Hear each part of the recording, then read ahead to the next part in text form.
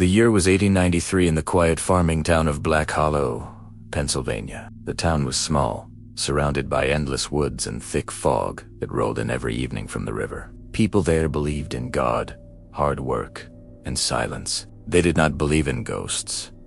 At least, not during the day. But when the sun disappeared behind the trees, even the bravest men locked their doors early. At the edge of the town stood an old abandoned house that everyone called the Hollow House.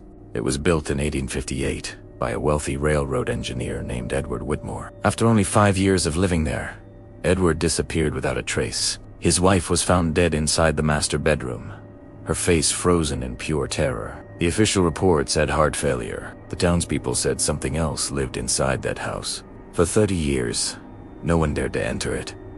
Windows shattered on their own. Lights flickered inside even though there was no electricity. Animals refused to go near it. In the fall of 1893, a young journalist from Boston named Clara Bennett arrived in Black Hollow. She worked for a newspaper that specialized in strange and unexplained stories. Clara did not believe in ghosts. She believed in facts, lies, and the truth hiding in between.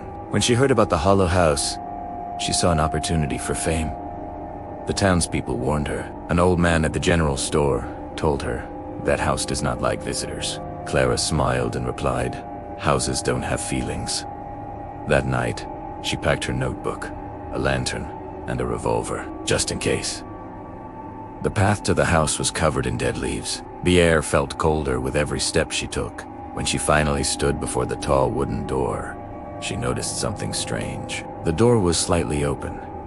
No one had lived there for decades. She pushed it slowly, and it creaked loudly, echoing into the darkness. Inside, the smell of dust and rot filled her lungs. Furniture was covered in white sheets. A grand staircase stood in the center of the hallway like a silent guard. Clara lit her lantern and began writing notes.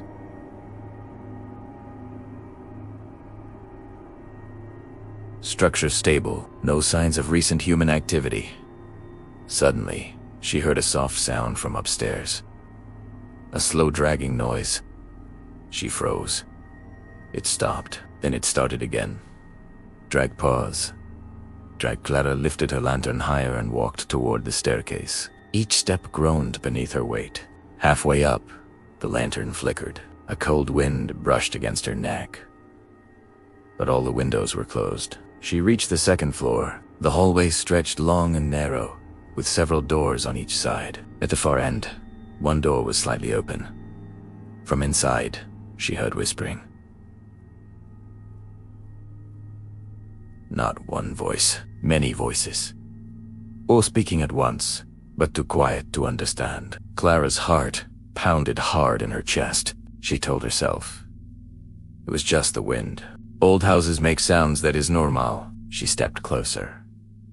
The whispers grew louder. They sounded desperate, angry, sad. She reached the door and pushed it open.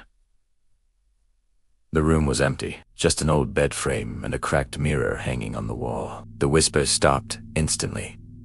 Silence filled the room. Clara walked inside and examined the mirror. Her reflection looked pale in the lantern light.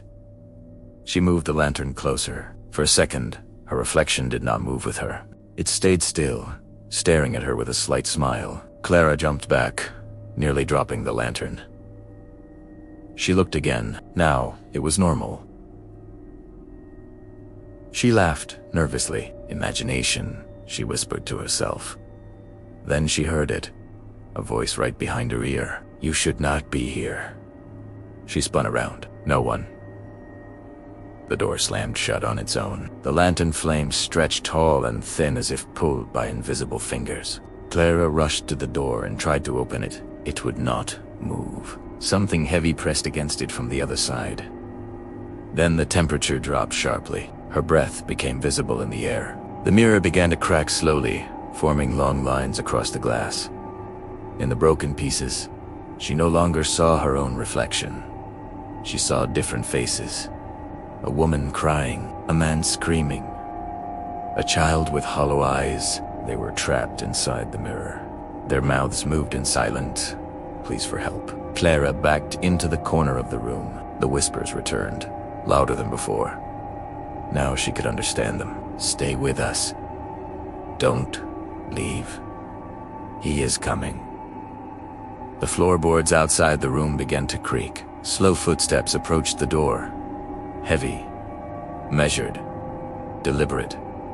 Clara grabbed her revolver, her hands shaking. The doorknob slowly turned by itself. The pressure against the door vanished. It creaked open inch by inch. Standing in the hallway was a tall shadow shaped like a man.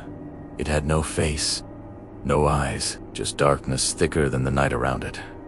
The air felt heavy, making it hard to breathe. The shadow stepped forward into the room. The lantern went out instantly. Complete darkness swallowed everything. Clara fired her revolver into the black shape. The gunshot exploded in the small room, deafening her ears. But the shadow did not move. Instead, it stretched taller, reaching the ceiling. The whispers turned into screams. The mirror shattered completely, and icy hands grabbed Clara's arms from behind.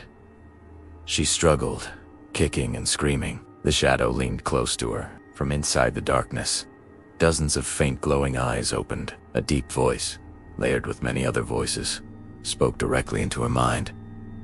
Edward tried to leave. We kept. I am. You will stay. 2. Clara realized the truth in that moment. The house was not haunted by one ghost. It was feeding on every soul that entered. Edward Whitmore had not disappeared. He had become part of it. His wife had seen the truth before she died. Clara felt the icy hands pulling her backward toward the broken mirror frame. The glass shards began to rise from the floor, floating in the air like sharp teeth. She closed her eyes and whispered a prayer she had not spoken since childhood. Suddenly, the church bell in town rang loudly in the distance. Midnight. The sound echoed through the house. The shadow froze. The glowing eyes flickered. The icy grip weakened. Clara dropped to the floor and crawled toward the doorway. The shadow let out a roar that shook the walls. The staircase began to crack. Plaster fell from the ceiling. Clara ran down the stairs as the house seemed to come alive in anger. Doors slammed. Windows burst open. Cold wind howled through the halls. She reached the front door and pulled it open with all her strength.